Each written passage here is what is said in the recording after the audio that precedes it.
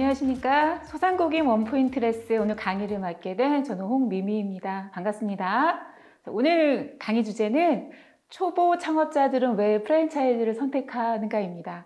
아마 창업을 준비 중이신 분들께서 이 강의를 들으신다면 나는 일반 창업을 할까 아니면 좀 프랜차이즈를 좀 선택을 해볼까 고민이 많으실 줄 알아요. 그래서 오늘 제 강의가 뭐 무조건 프랜차이즈가 좋다 이런 얘기가 아니라는 거는 아시겠죠? 잘 들으셔서 좀 창업에 참고가 되셨으면 합니다. 제가 그 프랜차이즈 창업 아닌 것을 제가 일반 독립 창업이라고 일단 표현을 했어요. 그래서 우리 선생님들께서 이렇게 교육을 들으신 분들께서 나는 어떤 유형의 창업이 좀 더 적합한지 아니면 내 상황에서는 어떤 게 더 좋은 건지 좀 도움이 되셨으면 좋겠어요. 첫 번째로 일단 창업을 왜 하게 되는지를 먼저 고민을 해봐야 될 것 같은데 그 중소벤처기업부에서 조사한 자료를 보니까요.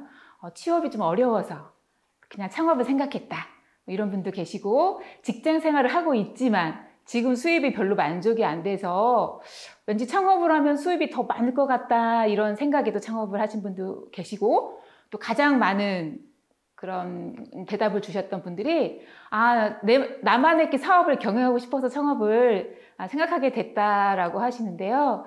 사실은 주변에 카페 창업 뭐 이런 얘기 되게 많이 하시거든요. 저희 친정엄마도 저한테 이렇게 힘들게 여기저기 왔다 갔다 하면서 일하지 말고 카페 같은 거 하면 어떠냐고 이렇게 저희 엄마도 말씀을 하시는데 저는 이쪽 가맹거래사로서 이쪽 분야 일을 하면서 호락호락한 일은 없다. 그래서 카페도 만만치 않잖아요. 그래서 오늘 이런 이야기를 그래서 어떤 게 더 도움이 될지 뭘 준비해야 될지 말씀을 드리고 싶었어요.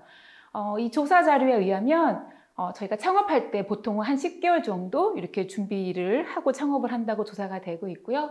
창업 비용은 사실 업종에 따라 좀 다르겠지만 약 1억 200만 원 정도 이렇게 비용이 소요된다고 조사가 됐네요. 물론 이제 요즘 경기가 어렵다 보니까 소자본 창업을 하시는 경우도 많고 또 뭐 돈이 있으신 분들은 또 크게 또 하시는 분들도 있어서 이렇게 평균 금액이 이렇게 좀 보여지는 것 같아요.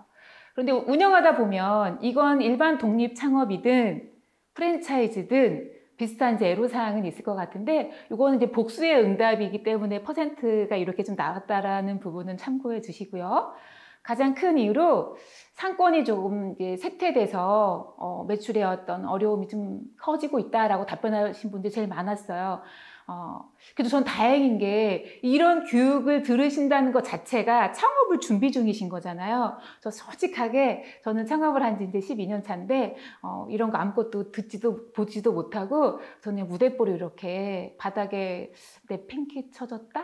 라는 표현 적절치 않은데 저는 막 그냥 던져진 상황이었어요. 근데 이런 교육을 들으시고 계신 분들은 기본적으로 생각하실 수 있는 여지가 좀 있어서 너무 훌륭하신 분들이 듣고 계신 거 아닌가라는 생각을 해봅니다. 근데 아마 제가 거주하는 곳도 10 몇 년 전에는 상권이 굉장히 좋았었어요. 아마 우리 교육생분들 계신 곳 또는 자주 이용하시는 곳이 옛날 같지 않아라는 말씀을 많이 하시잖아요. 이게 상권이 이제 살아있는 고생물처럼 흥했다가 쇠퇴해졌다가 이런 것들을 겪고 있습니다. 그래서 늘 한결같을 수 없다. 지금은 좋은 자리지만 또 10년 후엔 달라질 수 있잖아요. 그런 이유가 좀 크고 두 번째로는 사실 경쟁이 심화가 돼서 문제인데 아까도 제가 카페 이야기했지만 엄청 카페 많고 미용실 엄청 많고 다 너무 많아요. 왜냐면 다들 취업이 안 되고 또는 수입이 좀 적은 듯해서 창업을 많이 이렇게 고민한다고 제가 앞전에 설명을 좀 드렸잖아요. 이런 이유들로 창업 그 운영에 많은 애로사항이 있고요. 또 최근에는 전년 대비 가장 그 애로사항이 커진 부분이 뭐냐면 원재료비가 인상된 부분이 전년 대비 더 애로사항이 커진 부분이에요. 원재료비랑 또 이제 부채 상환이 전년에 비해서 이제 이번 이 기준 조사년도에는 좀 부담이 더 커졌다라고 조사가 됐더라고요. 뭐 하여튼 굉장히 많은 애로사항들이 우리 창업하시는 분들의 좀 마음에 좀 어려움이 있지 않나. 그래서 이제 프랜차이즈를 할 건가, 일반 그냥 창업을 쭉 갈 건가, 이런 설명을 좀 드리려고 해요. 지금 이 프랜차이즈랑 일반 창업에 대해서 종사자 수나 매출액, 영업이익, 제가 이 부분을 좀 비교해 놓았는데요. 물론 이거는 최근 자료가 좀 없어서 제가 2015년도에 이제 통계청 자료를 이렇게 가져왔는데, 종사자 수의 입장에서도 이제 프랜차이즈 그 창업이 일반 창업에 비해서 더 많이 이제 고용을 창출하는 것으로 좀 나타났고요. 매출액 부분에 있어서도 프랜차이즈가, 그리고 영업이익에 대해서도 프랜차이즈 부분이 아주 조금 더 우월한 수치를 좀 보여주고 있습니다. 아마도 아까 앞전에 경영 애로사항을 좀 말씀드렸잖아요. 거기에 경쟁이 굉장히 심화되고 있고 상권이 쇠퇴하고 여러 가지 애로사항이 있는데, 물론 상권이 쇠퇴하는 걸 프랜차이즈 본부가 어떻게 해줄 수는 없어요. 그죠? 그리고 임차료가 인상되는 부분에 대해서도 이건 뭐 건물주하고의 문제이기 때문에 또 가맹본부가 이 부분을 또 어떻게 해주긴 사실 좀 어려워요. 그런데 제가 프랜차이즈의 약 장점이라고 생각되는 부분은 그 경쟁이 심화되는 부분에 있어서 아무래도 좀 유능한 가맹본부라면, 뭐 모든 가맹본부가 그렇다는 건 아닙니다. 유능한 가맹본부라면 이 경쟁이나 트렌드에 빨리빨리 응대하는, 그 대응해서 어떤 메뉴든 서비스든 개발해서 가맹점주님이 조금 더 매출에, 이익에 도움이 될 수 있도록 애를 써주시기 때문에 그런 부분 때문에 매출액이라든가 영업이익에서 조금 더 우울한 수치를 보여주고 있는 것 아닌가라는 생각이 좀 들어요. 그래서 제가 저는 이제 가맹거래사라는 저는 자격사를 가지고 창업을 했고요. 프랜차이즈 관련된 일을 하는데, 우리 지금 강사님은 가맹거래사니까 아무래도 프랜차이즈에 좀 좋은 그 생각으로 말씀을 좀 하는 거 아닐까라고 생각을 하실 수도 있을 것 같아요. 그래서 제가 최대한 객관적으로 말씀을 좀 드려볼까 해요. 그래서 제가 여기 일반 창업 그리고 프랜차이즈 창업 이렇게 좀 비교를 했는데, 저는 이제 이렇게 지금은 이게 비대면 강의지만 제 대면 강의할 때도 항상 말씀드려요. 자기 아이디어가 좋고 나는 창의력이 좀 있고 기획력도 우수한 것 같고 난 실행력도 되게 우수하다. 사실 이런 분은 저는 프랜차이즈에 좀 적합하지 않다고 생각이 들어요. 왜냐하면 프랜차이즈의 가장 특징은 뭐냐면요, 통제라는 게 있어요. 왜냐면 상식적으로 우리 언론에서나 뭐 뉴스 이런 데 보면 프랜차이즈 본부의 갑질 이런 것들만 주로 이렇게 다루지, 가맹본부의 선행이나 이런 거 사실 잘 다루지 않잖아요. 그래서 사실 가맹본부가 엄청 많은데, 물론 제 경험이 뭐 100%다 모든 걸 경험한 건 아니기 때문에 정답은 아닙니다만, 그렇게 갑질하는 본부가 사실 그렇게 저는 많지 않은 거라고 저는 생각이 좀 들거든요. 그래서 그러다 보니까 본부 입장에서도 우리 고객들이 항상 내가 이 프랜차이즈를 이용할 때는 어느 지역, 어느 매장을 가든 거의 동일한 서비스를 내가 받는다, 동일한 제품을 구매할 수 있다라는 생각하는 게 상식이잖아요. 그렇죠? 근데 이게 점주님한테 지나치게 자유나 어떤 자율권을 지나치게 준다면 이 동일성이라는 부분이 굉장히 흔들릴 수밖에 저는 없다고 생각해요. 그래서 프랜차이즈의 특징 중에 가장 큰 포인트 중에 하나는 가맹본부 사업의 동일성 유지를 위해서 상당한 통제력을 발휘할 수 있다는 부분입니다. 가맹사업법에서 가맹사업이 뭐다라고 정의하고 있는데 그 부분에서도 이 통제를 언급하고 있어요. 그래서 제가 여기에 이런 통제를 받고 싶어 하지 않는 분들이 굉장히 많으시거든요. 그래서 이런 분들한테는 저는 프랜차이즈는 적합하지 않아요. 나는 이미 지금 내가 하려고 하는, 예를 들면 이제 그 프랜차이즈 창업에서도 외식업 비중이 좀 많거든요. 그래서 제가 이제 외식업으로 좀 들 수 있을 것 같습니다. 아무래도 이제 창업의 비중이 높다 보니까요. 그래서 나는 외식업 경험이 많아, 별거 다 해봤어, 이렇게 경험이 많으신 분들은 저는 굳이 프랜차이즈 외식업을 또 이렇게 선택하시지 않아도 저는 된다고 생각해요. 다만 프랜차이즈의 가장 큰 특징 중에 하나, 저는 인지도 있는 브랜드를 만나신다면 처음 창업했을 때 고객들한테 접근이 굉장히 용이하겠죠. 예를 들면 제가 이제 홍미미잖아요. 제가 난 이제 이 강사나 컨설턴트로서의 그 운명이 다 있어. 그래도 이제 저도 계속 돈을 벌어야 되니까 창업을 해야 되겠어. 그래서 좀 이렇게 스테디한 이런 뭐 치킨 창업을 했다고 칠게요. 프랜차이즈는 안 하고 제가 이제 미미치킨, 제 이름을 따서 미미치킨이라고 제가 창업을 했을 때 고객들의 어떤 신뢰를 처음부터 받기는 사실 어렵죠. 너무 생뚱맞잖아요. 그런데 뭐 유명한 우리 동네 교촌치킨이 생겼네, 뭐 땅땅치킨이 생겼네, 여러 가지 인지도가 있는 그런 매장을 만약에 제가 열었다 그러면 고객들의 어떤 신뢰가, 이미지가 이미 그 깔린 그 바탕에서 좀 시작이 되니까 매출이 조금 더 높을 수밖에 없는, 물론 제가 뭐 창업이라는 게 이름만 좋다고 되는 건 아니잖아요. 그죠? 이름만 좋다고 되는 건 아니지만 뭐 사업자의 마인드, 그 입지가 또 어디냐에 따라서, 또 매장의 위치냐가 어디에 따라서 매장의 분위기나 어떤 청결이나 또 이런 건 또 어떠냐, 우리 사장님의 어떤 친절함은 또 어떠냐, 이런 게 모든 게 복합적으로 작용돼서 이렇게 창업이 잘 되는 것이지, 뭐 브랜드 이름 하나 좋다고 잘 되진 않잖아요. 굉장히 우수한 프랜차이즈에서도 매출이 굉장히 저조한 매장도 있거든요. 그래서 사실 창업을 성공적으로 하기 위해선 다양한 요소들, 제가 아까 뭐 입지, 뭐 창업자의 마인드, 어떤 제품의 퀄리티, 서비스의 퀄리티, 그리고 매장의 뭐 분위기, 뭐 이런 게 복합적으로 다 어우러져야 되는 거지만, 일단 이게 경험이 많으신 분들에게는 뭐 일반 창업도 굉장히 유리하지 않을까라는 생각이 들고요. 두 번째로 프랜차이즈는 돈이 일반 창업보다 많이 드는 건 정말 확실합니다. 왜냐하면 가맹본부가 이렇게 땅 파서 가맹사업을 하는 게 아니잖아요.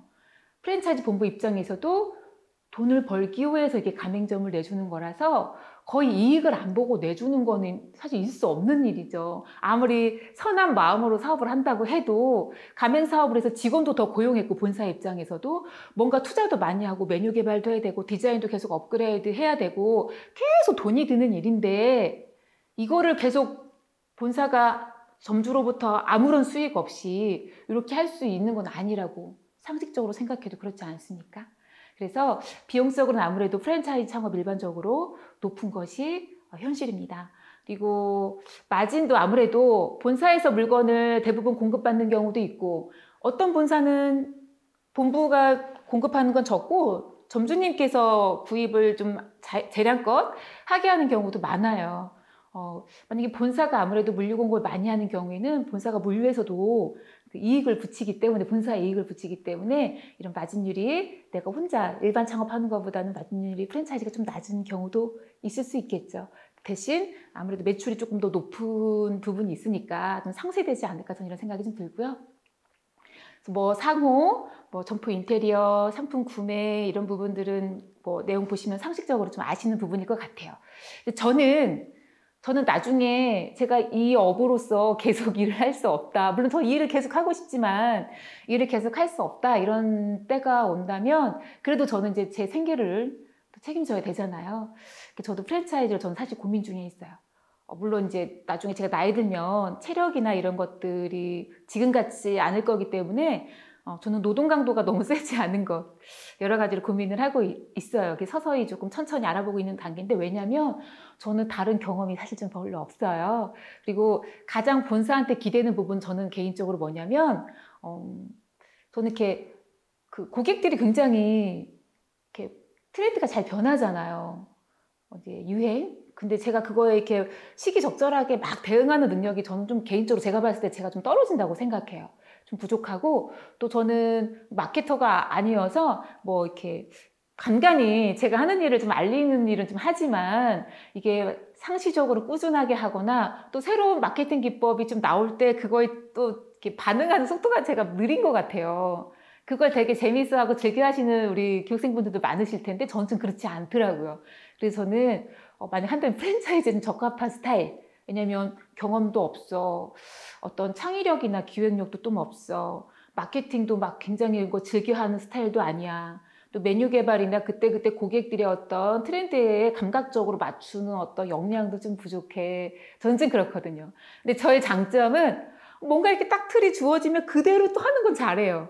그래서 아마 저는 프랜차이즈가 딱이지 않을까 싶고, 저와 반대 성향이시라면 사실은 프랜차이즈 창업이 유리할 것 같지는 않아요. 그래서 이렇게 좀 비교를 해드려 봅니다. 프랜차이즈가 난 좀 궁금하다 이러신 분들은 제가 여기에 출처에 제가 공정거래위원회 가면서 홈페이지에서 자료를 좀 퍼왔습니다 라고 출처를 밝혔는데 19년도 데이터까지 올라와 있더라고요, 현재. 제가 보니까 아무래도 여기 보시면 이제 가맹 점수가 계속 이렇게 증가하고 있어요, 해마다. 뭐 큰 폭은 아니지만 해마다 가맹 점수가 늘고 있고 가맹 본부 수도 늘고 있어요. 물론 직영 점수는 조금 뭐 줄고 있네요. 직영 점수가 주는 건 바람직하지 않은데 본사가 그만큼 경험이나 노하우가 좀 부족한 본사가 있다라는 뜻이잖아요. 직영점이 없다라는 게. 그렇죠? 일단 제가 그래서 이따가 좀 좋은 본부 선별하는 법도 설명드리려고 합니다. 일단 이렇게 가맹점이 좀 늘고 있다라는 게 나 스스로 하는 것보단 그 가맹본부의 어떤 이런 정보력, 마케팅력, 또 고객의 어떤 반응에 빨리 대처하는 능력, 이런 것들에 좀 힘을 빌리고 싶다. 이렇게 해석을 해도 무리는 없지 않을까라는 생각이 좀 드네요. 일단 제가 가맹점 이렇게 좀 장점만 지금까지는 열거했는데 단점이 왜 없겠습니까? 그렇죠? 그래서 제가 장점, 단점 좀 설명을 좀 드려볼까 해요. 아까 방금 전에 제가 말씀드렸던 것처럼 저는 경험이 좀 없어요. 아마 이 교육을 들으신 분들 중에서도 직장 생활만 계속 하시다가 창업을 준비하시면서 이거를 들으시는 경우도 있잖아요. 그죠? 그래서 다른 어떤 경험도 없어. 제가 아시는 분은 은행 출신인데 제가 그분이 은행 지점장이실 때는 막 되게 대단하시다라고 생각이 들었거든요. 대단하신데 나와서 이제 퇴직하시고 뭘 할까 고민하시면서 이제 이런저런 거 자꾸 물어보시는데 세상 이런 어리숙하다는 표현은 적절치 않지만 와 세상 너무 어리숙하시더라고요. 은행 지점장일 때는 너무 제가 은행 업무나 이런 것들에서는 탁월하시지만 또 세상 밖으로 나오시니까 그렇게 온실 속에 이렇게 그런 환경이 아니잖아요.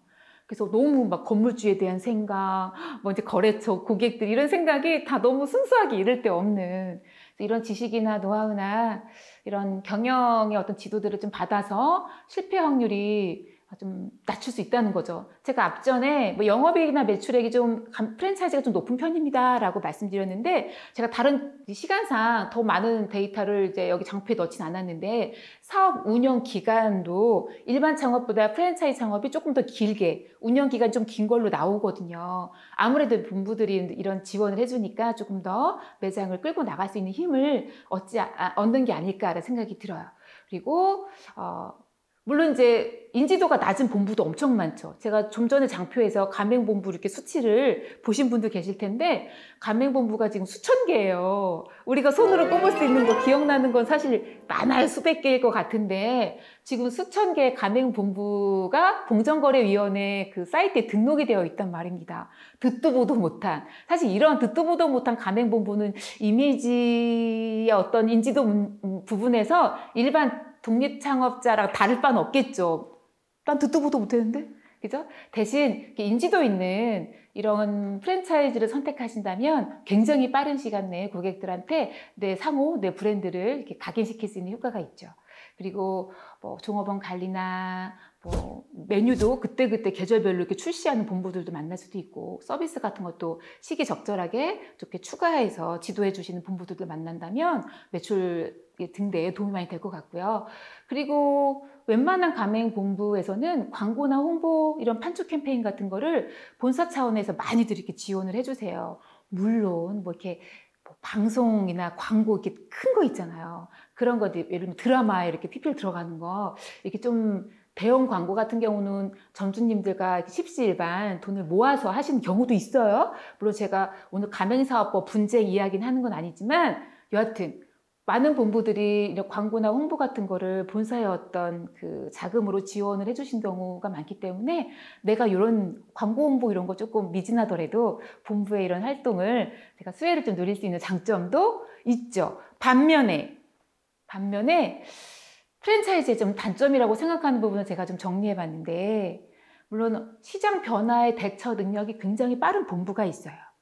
미리 한 뭐 6개월 전 이렇게 계속 트렌드를 빨리빨리 분석하면서 메뉴 개발도 하시고 뭐 학원 이런 프로그램이면 그런 교육 서비스 같은 것도 뭐 앱으로 이렇게 전환하면서 막 빨리빨리 대처해 주시는 경우도 있지만 대부분 가맹본부가 그 자금력이나 이런 인력적인 부분이 막 이렇게 빵빵한 건 아니어가지고 뭔가 딱 일이 벌어지고 나서 결제를 올리고 뭐를 계획하고 이런 게 좀 능력이 정말 떨어질 수도 있어요.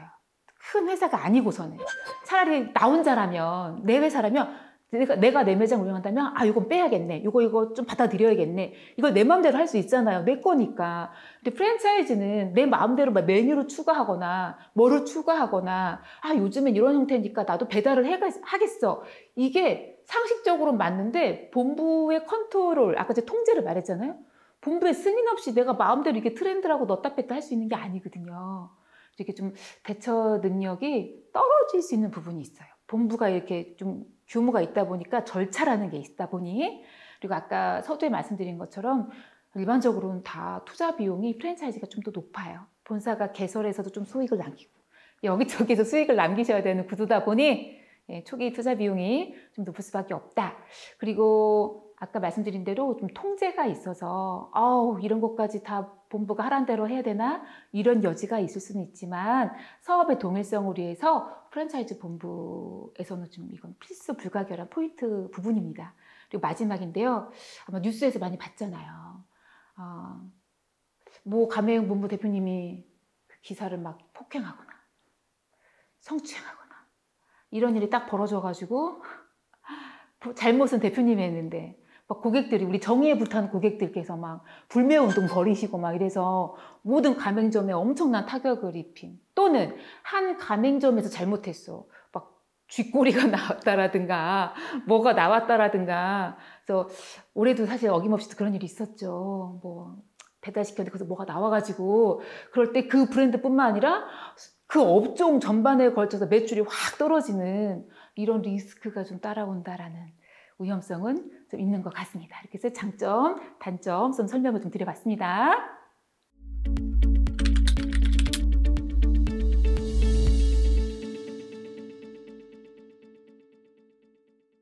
자, 이제 두 번째 이야기. 앞 강의를 들어보니까 나는 약간 프랜차이즈에 맞는 것 같은데?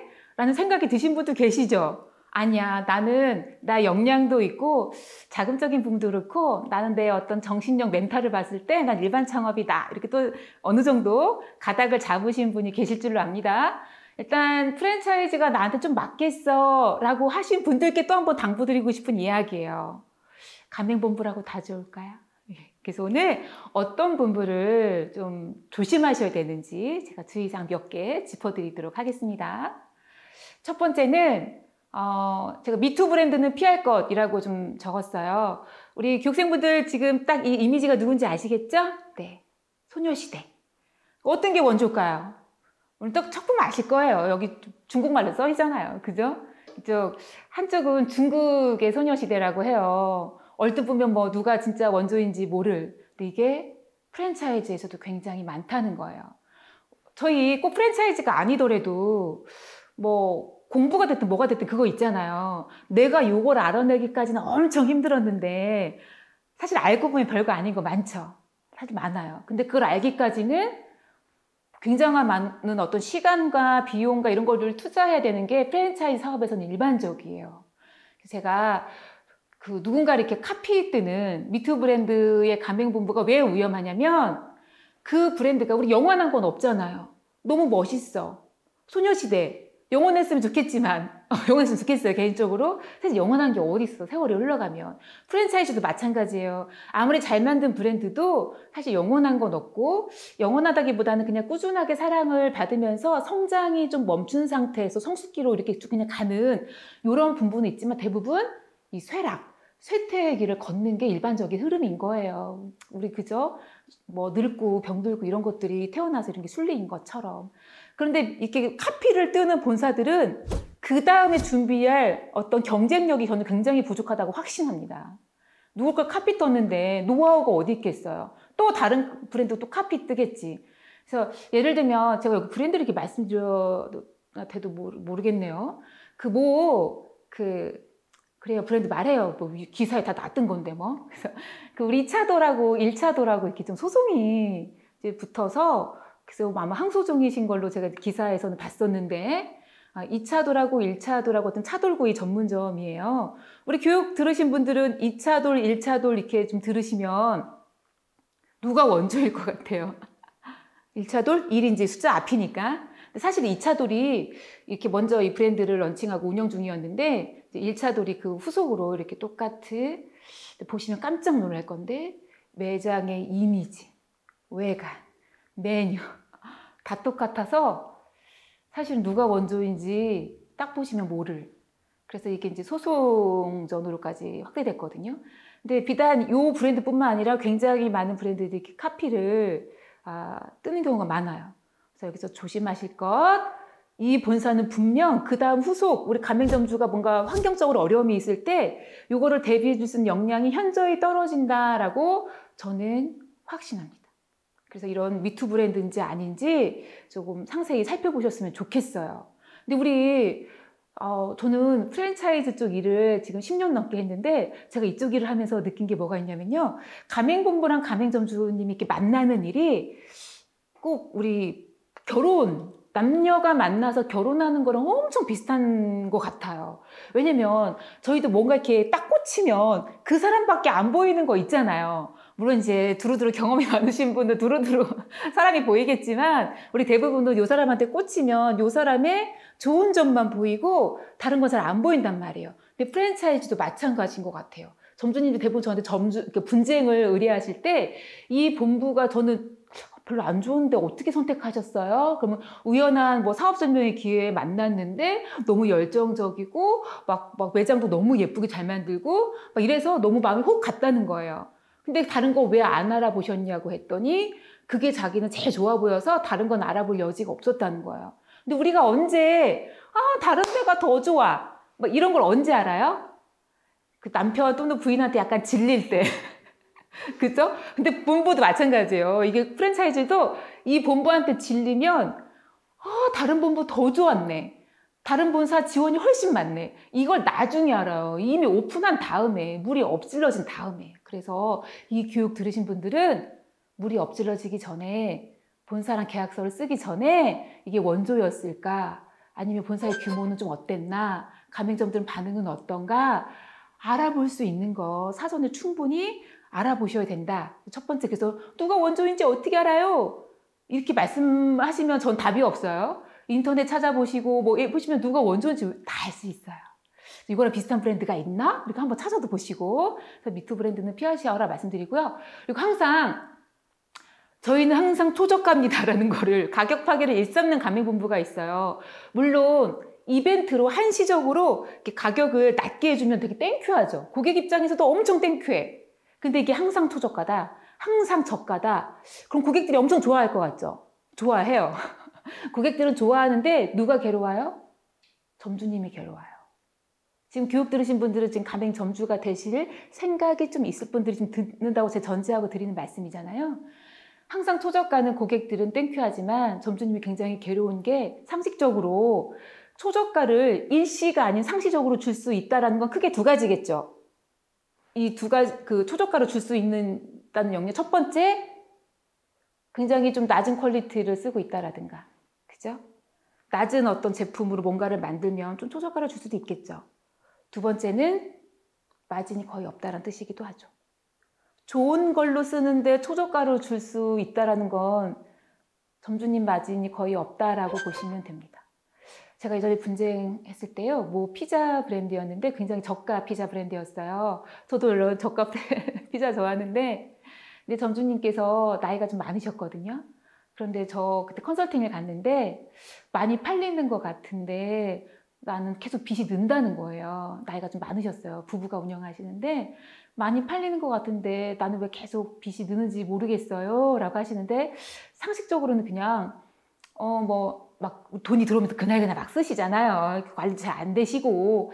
그러니까 여기저기 분명히 벌어서 쓰셨으니까 뭐 아들 뭐 가르치고 하시지 않았을까를 생각했는데, 그래도 컨설팅을 갔으니까 제가 이렇게 포스가 이제 그 프랜차이즈니까 포스의 매출이 딱 찍기 전에 한 달 매출, 그리고 원가 재료 구입한 거 한 달 동안 구입한 원가랑 이것들을 제가 다 더해서 이렇게 계산을 해봤더니 놀랍게도 원가가 64% 정도 되는 거예요. 아마 이 교육을 들으신 분은 원가가 64%면 무슨 일이 생기나요? 라고 이제 물어보실 수 있는데, 원가가 64%면 폭망하는 거다라고 쉽게 아주 되게 크게 망하시는 이제 지름길이에요. 그래서 평균적으로 요즘에는 식자재가 많이 올랐기 때문에 원가율이 막 40%, 50%막 육박하는 데가 많아지긴 했어요.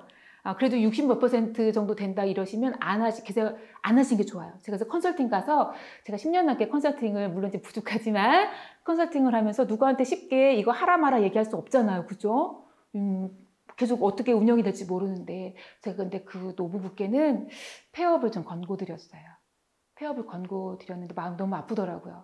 원가가 개선될 여지가 없어요. 그래서 제가 그분께 어떻게까지 말씀드렸냐면 혹시 본사랑 상의해서 이렇게 중요한 포인트 말고 다른 부분을 이렇게 조금 사입할 여지가 좀 있겠나 여쭤봤더니 그 노부부도 이 재료비가 워낙 좀 많이 드는 것 같아서 이런 거는 내가 사입을 해도 되냐고 물어봤대요. 본사가 사입을 그런 거 이 부분 하시라라고 했대요. 문제는 사입을 해도 그 가격이래요. 본사가 주는 것도 그 가격이고 사입을 해도 그 가격이고. 그래서 제가 그 본사 대표님한테 전화를 걸어봤어요. 원가가 이 브랜드가 60 몇 %가 일반적인 거냐? 아니면 이 점주님이 다른 문제가 있냐? 궁금하다. 제가 전화 드렸었거든요. 근데 그 점주님이 워낙 마음이 좋으시니까 재료를 본사가 늘어나는 것보다 더 넣어. 사실 덜 넣는 부분은 많지만 더 넣는 경우는 흔치 않잖아요. 근데 나이가 좀 있으시다 보니까 먹는 거 박하게 하면 안 되신다고 재료를 많이 쓰신대요. 그래도 제가 그래도 얘기했죠. 그리고 재료를 많이 쓰신다고 쳐요. 그럼 이게 40%로 떨어지나요?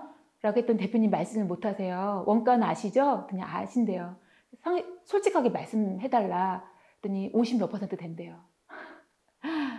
워낙 저가니까 그 피자 가격이.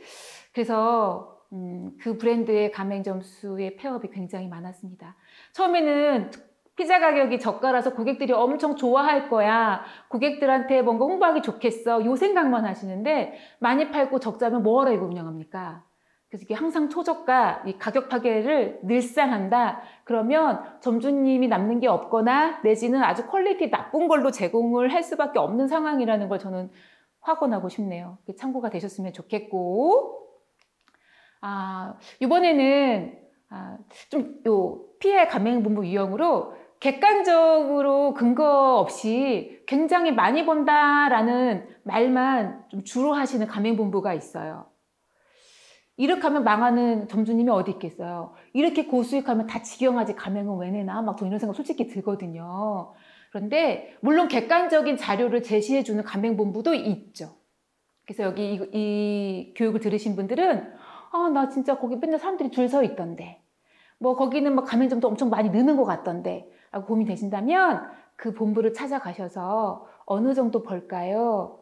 당연히 안 물어볼 수 없는 이야기죠. 그죠? 그런데 이런 거 굉장히 조심하셔야 돼요. 제가 분쟁 사례했던 것 중에 뭐 이제 알만한 브랜드였는데 그 점주님이 김천에 사셨거든요. 근데 서울 본사까지 가가지고 이 상담을 받으시고 그 매출 자료를 봤다라는 거예요. 그런데 막 일매출 막 2, 300 찍는 이런 매장 그 전표를 쫙 보여주셨대요. 근데 3개를 보여주셨는데 3개 다 장난 아니라는 거예요. 이 보여주신 3개는 그 많은 가맹점 중에 몇 등일까요? 확언하고 1, 2, 3등 보여주신 것 같다는 느낌이 확 들어요. 물론 4, 5, 6등일 수도 있어요. 제가 보고 가서 본 건 아니지만. 그러면 현명하신 우리 교육생 분들이시라면 어떻게 저는 말씀하시라고 권해드리냐면 매출 너무 좋네요. 근데 여기 가장 매출 낮은데 매출은 어느 정도 되나요?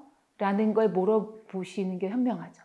그리고 가장 중요한 포인트는 만약에 그래도 그 본부 프랜차이즈를 할 거다라고 하시면 그 보여줬던 자료 저 찍어가도 되나요? 이거 복사해 주셔도 되나요? 라고 해서 근거 자료를 갖고 계셔야 나중에 프랜차이즈를 했을 때 이거랑 터무니없이 그냥 매출이 어림도 반토막도 안 나고 어림도 없다 그랬을 때 분쟁에 유리한 입장을 가져가실 수 있으세요. 그래서 첫 번째 객관적으로 물론 그 자료를 보여줘서 객관적이지 않다라고 얘기할 수는 없지만 상위 1, 2, 3등 요 매출만 보여주시는 건 객관적이지 않습니다. 누가 봐도 그렇지 않습니까? 자료가 보여줬다고 해서 그 객관성이 있다고 보기는 어렵죠. 그래서 첫 번째는 저는 가맹본부가 제가 가맹본부라면 점주님들이 너무 기대가 높으면 이게 매출이 안 나오면 다 분쟁으로 연결되거든요. 뭐하러 매출 높은 거를 보여주고 꼬드겨가지고 계약을 체결합니까? 전 사실 이해는 안 되거든요. 그분이 나중에 어떤 분쟁을 일으킬 줄 알고 꼬드겨서 가맹계약 체결을 유도하냔 말이에요. 꼬드기시지 마시고 잘하는 매장 매출, 중간 정도 운영하는 매장 매출, 그리고 제일 못하는 매장 매출 객관적으로 보여주시고 한번 가보시라. 아마 매출이 높은데 중간 매출이 꼴찌인 데는 매장의 위치, 상권, 매장의 규모, 사장님의 표정, 사장님의 어떤 자세, 매장의 어떤 뭐 분위기, 청결, 막 이런 것들이 다 달라요. 우리 교육생분들도 어느 매장은 엄청 깨끗한데 같은 브랜드인데 저기 갔더니 막 너무 그지 같고 막 냄새나고 막 사장님 인상 팍 쓰고 있고 막 이런 데 있잖아요. 그래서 내가 어떤 컨디션으로 일하면 어떤 조건의 매장을 얻어서 어떻게 일하면 이 정도는 내가 올릴 수가 있는가 보다. 이런 생각이 들게끔 설명을 하셔야지 이것만 열면 뭐 다 이렇게 대박 날 것처럼 하면 그냥 가맹본부치 식구들끼리 하면 되거든요. 근데 우리 점주님을 모집한다는 건 그렇지 않다라는 방증 아니겠습니까? 저는 그렇게 좀 생각이 들고 그래서 객관적으로 이렇게 돈 많이 번다는 얘기만 주고 장창하는 본부 조심하십시오. 제가 만난 가맹본부 중에 굉장히 바람직하고 도덕적인 가맹본부는 정말 솔직하게 말씀하시고 요즘 환경이 이래서 사실 높은 매출을 기대하시면 좀 어렵습니다. 라고 솔직하게 말씀하시더라고요. 그래야 되는 거 아니겠습니까? 그죠? 그래서 그냥 매출 많이 번다, 일매출 얼마다, 그리고 매출 전표 보여준 게 엄청난데 한 1, 2, 3등급 보여준 것 같다 라고 하시면 하위 것도 요구하시라는 센스 가지셔야 된다라는 말씀을 다시 한번 당부드리고요. 요즘에 이런 데는 없어요. 일단 돈부터 요구하는 가맹본부가 요즘엔 별로 없어요. 왜냐면 일단 돈부터 요구하면 일단 가맹사업법을 어기고 가는 거거든요. 계약도 안 했는데 돈 먼저 거시죠? 이런 거 있잖아요. 우리도 왜 가게 같은 거 얻을 때, 집 월세 얻을 때 계약금 걸고 가라고 하잖아요. 근데 프랜차이즈 본부가 가끔 이렇게 계약금 걸고 가라는 데가 있거든요. 이런 일이 많으니까 법에서 돈 무조건 걸지 못하게 되어 있어요. 돈을 걸지 못하게. 그래서 돈을 요구한다. 그러면 법은 싸그리 무시하는 본부다라고 생각하셔도 틀림이 없습니다.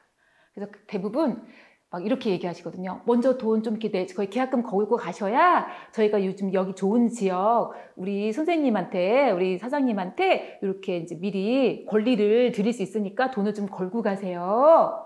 이렇게 얘기하시는데 돈부터 요구하는 본부 요즘에 없지만 이렇게 지금도 여전히 이렇게 얘기한다면 완전히 이거는 뭐 바보 멍충이 가맹본부예요. 법도 모르는 아니면 법을 무시하는. 그래서 돈 얘기 먼저 꺼내는 가맹본부는 무조건 배제하셔야 된다라는 말씀을 좀 드리고 싶고요.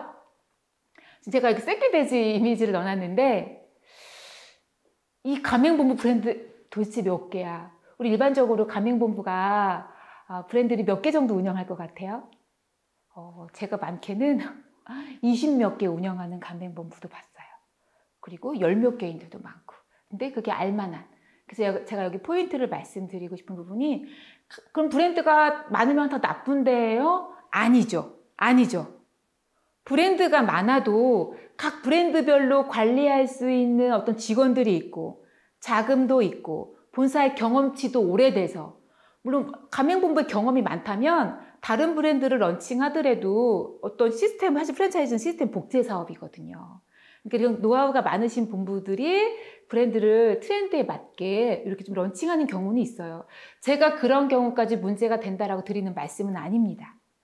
근데 상식적으로 우리가 봐도 어떤 예전에 만들었던 이런 브랜드가 평생 갈 수는 없잖아요. 제가 서두에 좀 말씀드렸는데 영원한 건 없다 보니 프랜차이즈 본부에서도 요게 쭉 성장하다가 좀 성숙기까지 갔는데 이제 고객들 트렌드나 이런 거 좀 식상해져서 약간 하향 곡선을 좀 그리고 있어. 그럼 본부 입장에서도 사업의 어떤 본부의 지속성은 유지돼야 되기 때문에 요즘 트렌드에 맞게 또 한 번 다른 이제 세컨드 아니면 세 번째, 네 번째 이런 브랜드들을 또 런칭해서 이렇게 가는 경우가 사실 상식적이죠.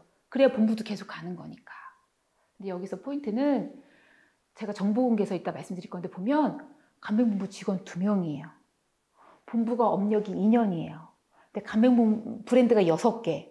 이건 도대체 누가 운영하는 건가요? 점주님이 마루타 되는 건가요? 제가 괜찮은 본부들 중엔 이제 요즘에 그 브랜드가 이제 너무 오래 지속이 돼서 쇠퇴기에 겪다 보니까 브랜드 새로 런칭하신 거예요. 런칭해서 운영을 했는데 1년 정도 운영했는데 접으셨어요. 왜냐면 사실 우리 남자도 이게 아까 저희 부부 생활이랑 비슷하다 말씀드렸는데 부부 생활에서도 우리 연애할 때 어른들이 그런 말씀 하시잖아요. 이렇게 사계절을 사람을 나봐야 한다. 근데 저는 이것도 마찬가지예요. 본부도 자기 직영점 운영했을 때 대부분 1년 이상 해봐요. 왜냐면 어떤 아이템은 막 여름, 봄에 엄청 잘 되기도 하고 어떤 본부들은 가을, 겨울에는 굉장히 힘들 수 있어요. 비수기. 그러면 이때 어떻게 대처해서 살아남아야 되는지 노하우가 쌓여야 될 거 아니에요. 막 여름에 너무 좋았다고 그냥 런칭했어. 근데 겨울에 비수기라는데 대처가 안 되는 거야, 본부가. 당연히 점주님도 대처가 안 되죠. 본부도 대처가 안 되는데. 근데 이 바람직했던 본부는 1년을 나봤더니 애로사항이 뭔지 쫙 발견했어. 그래서 약간 어떤 컨셉이었냐면요.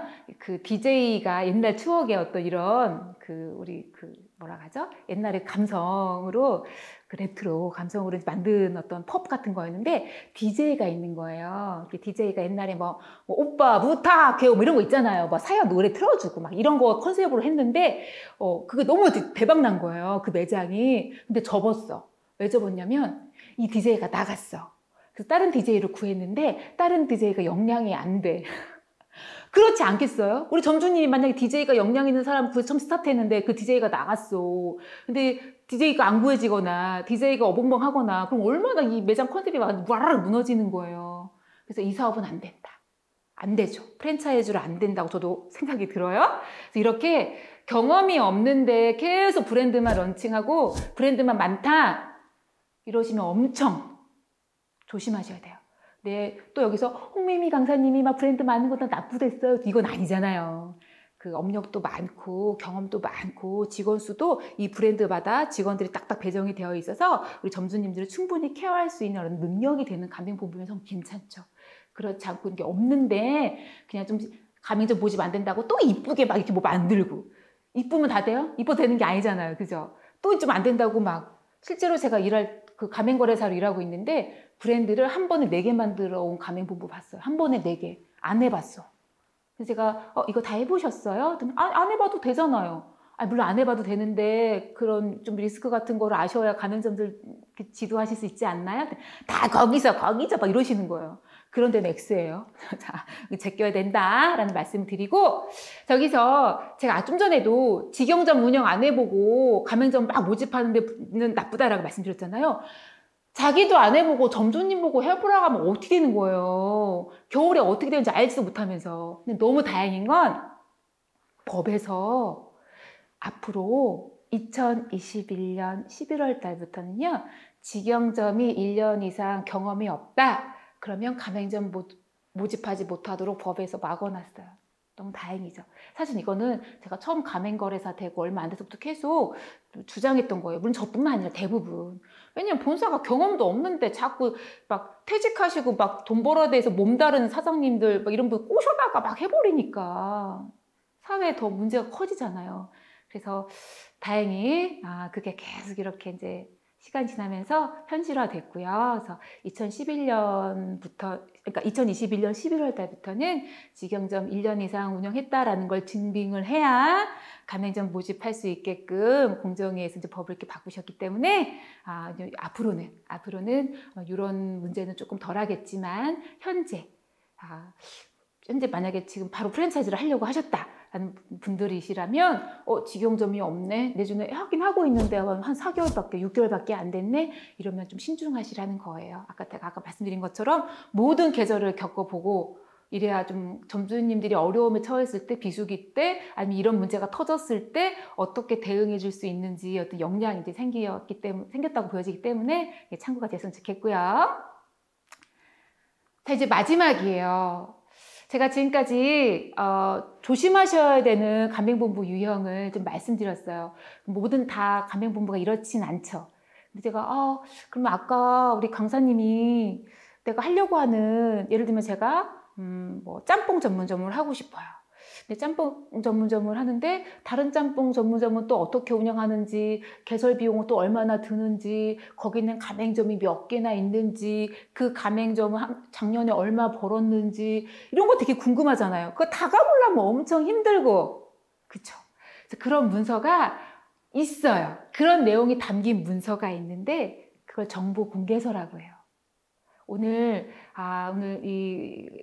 그 강의 내용 중에 내가 프랜차이즈 맞나 일반 창업에 맞나 이걸 생각해 보신 것, 또 하나는 내가 프랜차이즈에 맞다면 가맹본부 선택할 때 이런 거 조금 조심해야 된다는 것, 또 하나는 그 프랜차이즈를 좀 정했다면 조건이나 이런 것들을 꼼꼼히 숙지하는 게 좋은데 그런 것들이 정해진 문서가 정보공개서라는 거예요. 그래서 정보공개서를 그러면 거기 가맹본부 가면은 볼 수 있나요? 그럼요. 대신 언제 다 가봐요. 그래서 여기 제가 공정거래위원회 가맹사업 사이트 주소 이렇게 넣어드렸는데 그 검색창에 공정거래위원회 가맹사업이라고 치면 이 사이트 주소가 나옵니다. 그래서 이 주소 클릭하시면 여기에 정보공개서라고 보이시죠? 정보공개서 클릭하시면 이제 열람해 볼 수 있는데 예를 들면 나는 예를 든 거 미미짬뽕을 하고 싶었는데 거기 직원 수도 궁금하고 몇 년이나 업력이 됐는지 궁금하고 혹시 내가 마루타는 아닌지, 왜냐면 내가 처음 1호점이면 어떡해요. 경험이 없다는 건데 물론 누구나 다 처음 1호점부터 시작은 하는 거지만 내가 1호점이면 좀 불안하잖아요. 그래서 그런 것들을 볼 수 있는 돈은 얼마나 드는지, 점주님들은 얼마나 벌었는지, 여기는 가맹비나 인테리어 비용은 얼마나 받는지 이런 것들이 다 나와 있는 문서가 있습니다. 여기 확인하실 수 있고요. 그리고 제발 당부 드리는데 여기 이 브랜드에 꽂혔다고 그 브랜드만 열심히 파지 마시고 그거랑 경쟁되는 브랜드들도 한번 이렇게 보시면 이 본사가 해주지 못하는 내지는 더 좋은 조건에 이 본사가 해준다는 걸 아시게 될 거예요. 그래서 충분히 비교해 보시고, 그리고 또 하나 그 매장을 실제 운영하고 계신 점주님들을 방문해 보시기를 꼭 권고드려요. 물론 점주님들이 우리 거 너무 좋아요 라고 말씀하시는 경우는 많지는 않을 거예요. 많지는 않지만 대부분 제가 이거 해보려고 해요 라고 하면은 이제 자기 경험상 좋은 말씀 많이 주시기 때문에 참고가 많이 되실 거거든요. 그래서 현재 운영 중인 그 브랜드의 가맹점을 방문해 보시기를 꼭 권고를 드리겠습니다. 오늘 짧은 시간이지만 우리 창업을 준비하시는 분들께 작은 도움이 됐으면 하는 바람입니다. 오늘 함께 해주셔서 고맙습니다.